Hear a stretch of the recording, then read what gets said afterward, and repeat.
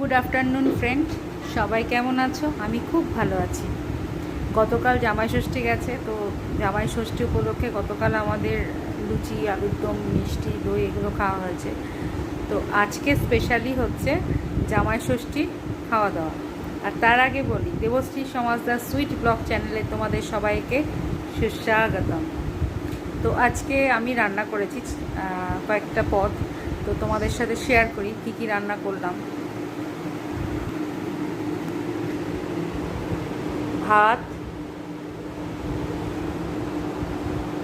এটা হচ্ছে কুনকা শাক ইলিশ মাছের মাথা দিয়ে, এটা আচ্ছা। ভাপা ইলিশ, এটা হচ্ছে মাটন,